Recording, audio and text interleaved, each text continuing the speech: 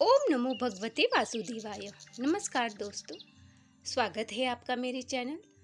आज की वीडियो में हम सुनेंगे वैशाख मास की शुक्ल पक्ष एकादशी की व्रत कथा। धर्मराज युधिष्ठिर कहने लगे कि हे कृष्ण, वैशाख मास की शुक्ल एकादशी का क्या नाम है तथा उसकी क्या कथा है, इस व्रत की क्या विधि है, सो सब विस्तार पूर्वक कहिए। श्री कृष्ण कहने लगे कि हे धर्मराज, मैं आपसे एक कथा कहता हूँ जिसको महर्षि वशिष्ठ जी ने श्री रामचंद्र जी से कहा था। एक समय श्री रामचंद्र जी बोले, हे गुरुदेव, कोई ऐसा व्रत बतलाओ जिससे समस्त पाप और दुख का नाश हो जाए।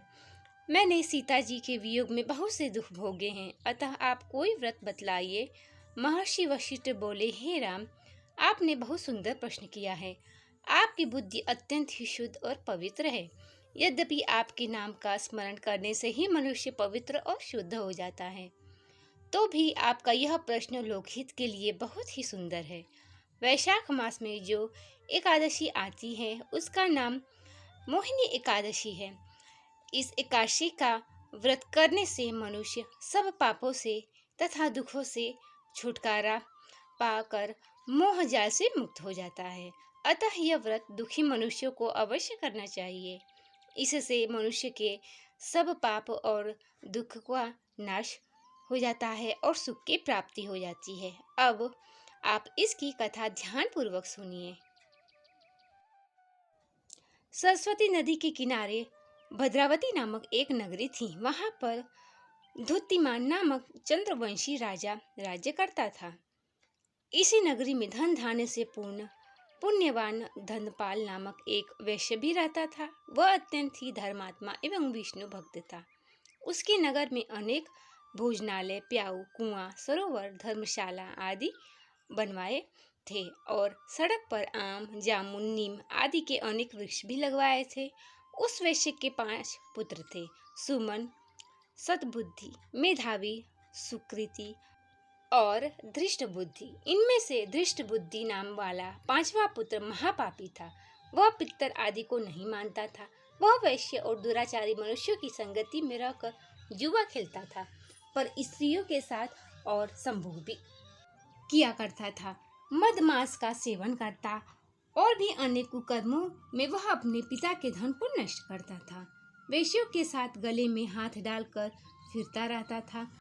इन्हीं कारणों के कारण से उसके पिता, भाइयों तथा कुटुंबियों ने उसको घर से निकाल दिया और उसकी निंदा करने लगे। घर से निकाल देने के बाद वह अपने गहने और कपड़े बेचकर निर्वाह करने लगा। जब सब धन नष्ट हो गया तो वैश्य और दुष्ट संगति साथियों ने भी उसका साथ छोड़ दिया। अब वह भूखा और प्यासा रहने लगा, अत्यंत ही दुखी रहने लगा और कोई सहारा न देख वह अपनी अब चोरी करने लगा। एक बार वह पकड़ा गया, परंतु राज्य कर्मचारियों ने उसको वैश्य का पुत्र जानकर छोड़ दिया।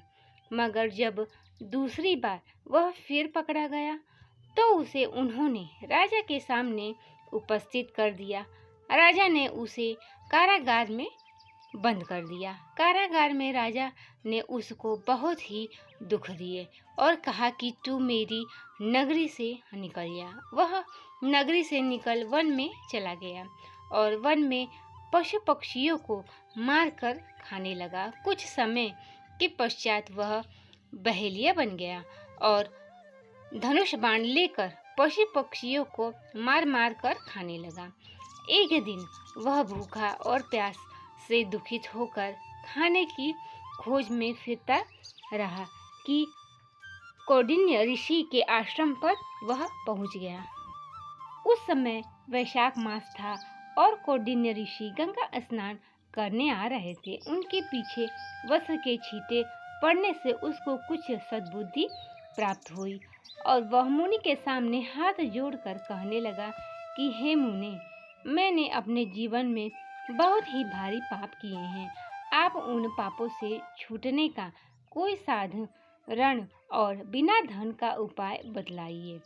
उसके दीन वचन सुनकर ऋषि कहने लगे कि ध्यान देकर सुनो। तुम वैशाख शुक्ल पक्ष की एकादशी का व्रत करो। इस एकादशी का नाम मोहिनी है और इससे तेरे सब पाप नष्ट हो जाएंगे।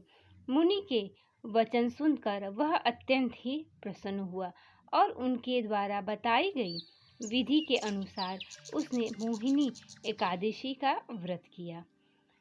हे राम, इस व्रत के प्रभाव से उसके सब पाप नष्ट हो गए और अंत में वह गरुड़ पर कर विष्णु लोक गया। इस व्रत से मोह आदि सब नष्ट हो जाते हैं।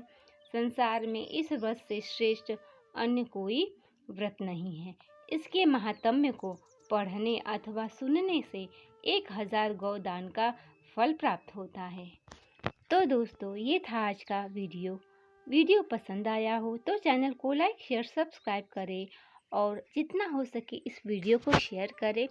जैसे आपने इस मधुर कथा का रसपान किया, वैसे ही और लोग भी अपनी कथा का रसपान करके अपने पापों से मुक्ति पाएं और जीवन में दुखों का उनका नाश हो जाए। मिलते हैं अगले वीडियो में अगली कथा के साथ। तब तक के लिए नमस्कार।